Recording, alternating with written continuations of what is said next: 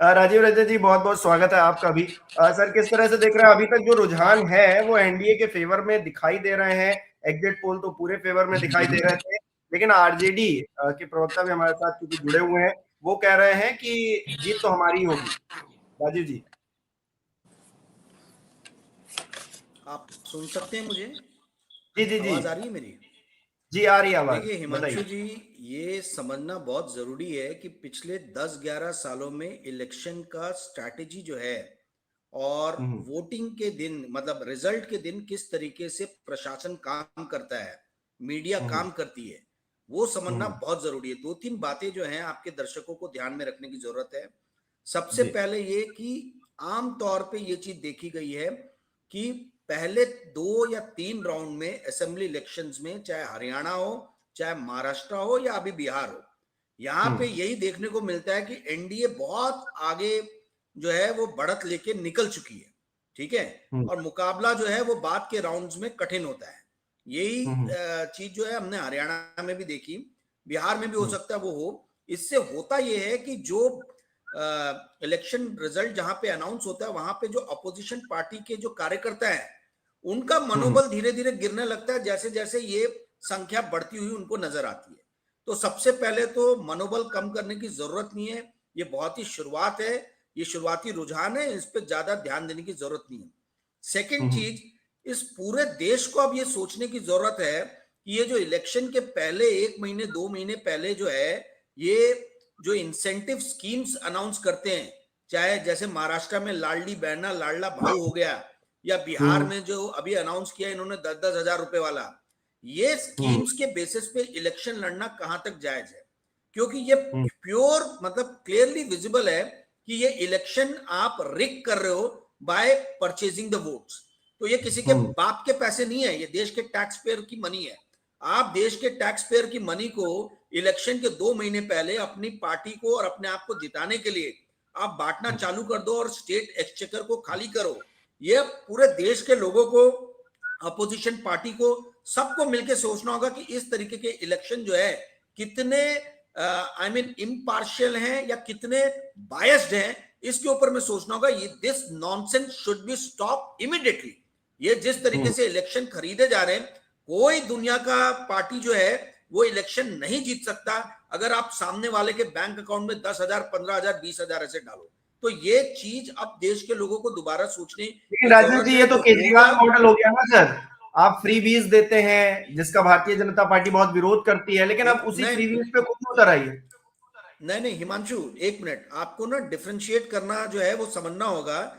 केजरीवाल ने कभी किसी के अकाउंट में पैसे नहीं डाले, इलेक्शन के 1 महीने 2 महीने पहले नहीं डाले।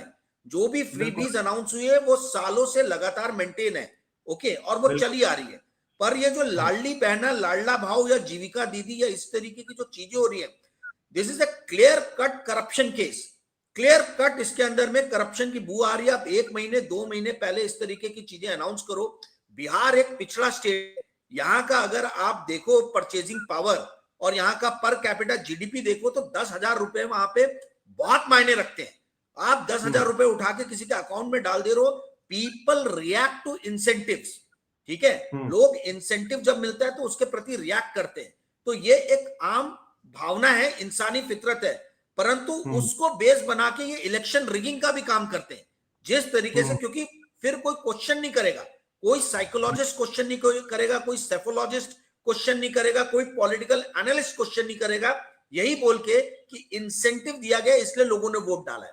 फिर ये सवाल नहीं रह जाएगा कि कितने इलेक्शन मशीनरी में इन्होंने कितनी रिगिंग की है, कितने वोटर्स को डिलीट किया है, कितने वोटर्स को ऐड किया है। जो बेसिक हम देख रहे हैं कि पिछले कई सालों से जो है जो बेस बन गया बीजेपी की जीतने का, उस पर क्वेश्चन मार्क नहीं उठता है, क्योंकि आप वहां लोगों की मंशा पे क्वेश्चन मार्क उठाने लग जाते हो कि इन्होंने तो इंसेंटिव स्कीम्स जो इनको पैसे दिए गए उसके हिसाब से वोटिंग की गई है। तो ये दोनों चीजें साथ नहीं चल सकती। जब तक दोनों चीजें ये रहेंगी, बीजेपी को हराना मुश्किल है।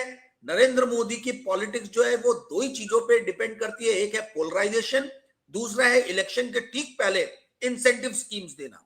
और इंडिया हम्म। की पूरी ब्यूरोक्रेसी एक नंबर की कास्टिस्ट है, इंडिया का हम्म। मीडिया कास्टिस्ट है, एक हम्म। नंबर कास्टिस्ट लोग हैं। एक भी चीफ एडिटर किसी भी मीडिया को उठा के देख लीजिए, आपको उसके अंदर में SC ST नजर नहीं आएगा। हर जगह बनिया ब्राह्मण राजपूत नजर आएंगे। ब्यूरोक्रेसी में देख लीजिए, सब बनिया ब्राह्मण राजपूतों का अधिकार है। तो जब तक मशीनरी, ऑफिशियल मशीनरी पे आप नहीं सही रिप्रेजेंटेशन दोगे, तब तक इस तरीके के जो है वो आपको ट्विस्टेड रिजल्ट्स नजर आते रहेंगे।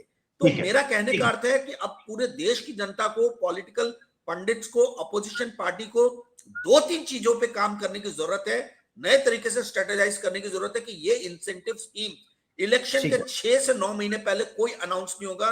दूसरा, ये जो अभी SIR लेके आ रहे हैं, SIR के ऊपर में एक मैसिव स्टडी होनी चाहिए, ऑपोजिशन पार्टी फंडेड द्वारा सारे इंटेलेक्चुअल्स को इन्वॉल्व करना चाहिए और देखना चाहिए कि ये कहां तक जो है ये जायज स्कीम चल रही है। देखिए, बहुत बेसिक और मेहनत करने वाली, हिमांशु जी मैं बातें बता रहा हूं, मैं इलेक्शन में नहीं जा रहा हूं।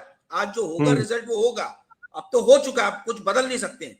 परंतु 2 चीजें याद रखने की जरूरत है कि इंसेंटिव स्कीम्स इलेक्शन के 6 महीने 9 महीने पहले आपको जो अनाउंस करना करो, उसके बाद नहीं करना, क्योंकि ये किसी के बाप का पैसा नहीं है, ये टैक्स पेयर का पैसा है, स्टेट एक्सचेकर का पैसा है। इसको आप अपने इलेक्शन रिजल्ट के लिए लुटा नहीं सकते हो। और दूसरी चीज, ये SIR जो हो रहा है, इसमें जो वोट्स एडिशन और डिलीशन हो रहे हैं, इसके लिए मैसिव लेवल पे रिसर्च और स्टडी करने की जरूरत है।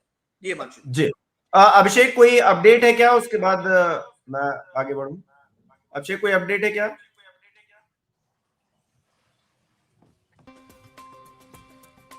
वही जानकारी मैं फिर से दूंगा कि राघोपुर सीट से तेजस्वी यादव आगे, लखीसराय से बीजेपी के विजय सिन्हा जो डिप्टी CM है वो भी पीछे हैं फिलहाल के लिए।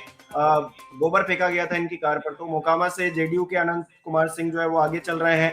इनको लेकर भी काफी माहौल बना। हमने देखा कि किस तरह से बाहुबल की बात होने लगी और जिस तरह से वो हत्याकांड हुआ उसके बाद जो माहौल बना। रघुनाथपुर से RJD के ओसामा, इनको लेकर भी योगी आदित्यनाथ बयानबाजी करते हुए दिखाई दिए। ये भी फिलहाल आगे चल रहे हैं। बिहार से ये अपडेट निकलकर सामने आ रही है और तमाम और जो सीटें हैं उनकी अपडेट भी लगातार हम दे रहे हैं आपको। छपरा सीट से खेसारी लाल यादव आगे चल रहे हैं। खेसारी को लेकर किस तरह से और राम मंदिर का इन्होंने विरोध किया, रामलला का विरोध किया। छपरा में आगे पीछे का मामला चल रहा है। जी अभिषेक, क्या कह रहे हैं बताइए। छपरा में आगे पीछे का मामला चल रहा है। कभी खेसारी लाल आगे होते हैं, कभी दूसरे उम्मीदवार आगे होते हैं। यादव भी 40 वोटों से आगे। हाँ, बिल्कुल वही बात मैं कहने वाला था। जी जी, देखिए, दानापुर और चनपटिया, ये 2 सीटों की ब्रेकिंग इस वक्त हमारे चैनल पर आ रही है। तो दानापुर के बारे में बता दूं कि यहाँ से वापसी भारतीय जनता पार्टी के लिए मुश्किल होगी। 16,000 से ज्यादा वोटों से अब रीतलाल यादव जो RJD उम्मीदवार हैं वो आगे हो गए हैं। तो इतने बड़े अंतर को काट पाना मुश्किल होता है।